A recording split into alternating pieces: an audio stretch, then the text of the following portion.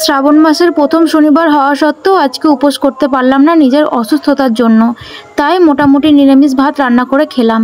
তো এই যে দেখো সকালবেলায় রান্না বান্না নিয়ে বসে গিয়েছে। এখানে প্রেসার কুকারে ভাত আর ডাল সেদ্ধ বসিয়েছি, আর এখানে আলু আর কুমড়ো কেটেছে, আলু কুমড়ো ভাজা করব, আর এখানে পাঁপড় ভাজা করব। আর হ্যাঁ, আজকে কিন্তু আমি একটু তিল ভাপাও করব।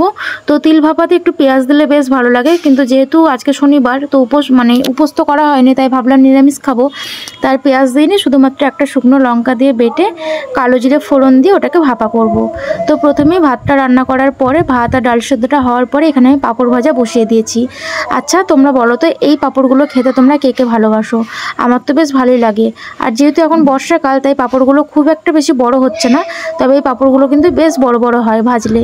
তো বর্ষাকালে সব কিছু তো নেতিয়ে থাকে, তোমরা সবাই জানো, একটু হয়তো রোদ্রে দিলে আবার ঠিক হয়ে যায়।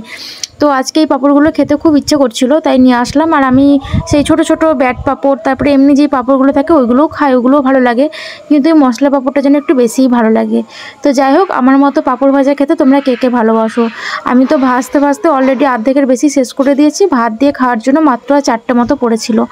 তো যাই হোক, পাঁপড় ভাজা এখানে কমপ্লিট। দেখো কতগুলো ভেজেছি, তারপরেও 4টে পড়েছিল। তো এর মধ্যে এখন কুমড়ো আর আলুটা ভেজে নেব। তো প্রথমে একটু জিরে ফোড়ন দিলাম। আমি যে কোনো তরকারিতে কালো জিরে বা সাদা জিরে, জিরেটা আমার খুবই পছন্দের একটা মশলা। তো এই জিরেটা ফোড়ন দিয়ে আমি এখানে আলু আর কুমড়োটা দিয়ে দিলাম।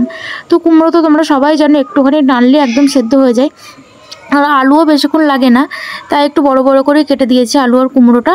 আর এর মধ্যে আমি দিয়ে দিলাম পরিমাণ মতো নুন আর হলুদ। তো এটাকে দিয়ে ঢাকা দিয়ে একদম লো ফ্লেমে খুব সুন্দর করে ভেজে নেব। আর হ্যাঁ, একটুও কিন্তু জল দিইনি, আমি এটার মধ্যে ঢাকা দিয়ে সেদ্ধ করে নিয়েছিলাম। তো এই যে দেখো ভাজাটা আমার প্রায় হয়ে গেছে, তো আর একটুখানি হলেই হয়ে যাবে। তো ভাজাটা নামিয়ে কড়াইটাকে একটুখানি ধুয়ে নিয়েছিলাম, তা না হলে তিল ভাপাটা করার সময় লেগে যাবে। তো এই যে দেখো তিলটাকে আমি তোমাদের আগেই বললাম যে তেলের মধ্যে একটুখানি কালো জিরে ফোড়নো দিয়ে এই তিল বাটাটা দিয়ে দিয়েছিলাম, দিয়ে একদম শুকনো শুকনো করে নামিয়ে নিয়েছি। ব্যাস, তিল ভাপা একদম রেডি। তো এইভাবে খেতে কিন্তু বেশ ভালোই লাগে। আর এখানে একটুখানি মুগের ডালও করে নিয়েছিলাম, কারণ মুগের ডাল দিয়ে তো ডাল ছাড়া এই সমস্ত ভাজা ভুজো ভালো লাগে না, ওই কারণে। আর তারপরে এই যে পুরোপুরি সন্ধ্যাবেলায় চলে এসেছি ভিডিওটা নিয়ে।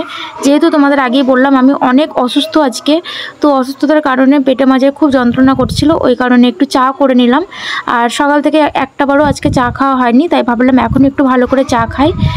তো এই যে দেখো সন্ধ্যাবেলায় বসে বসে এখন চা খাচ্ছি।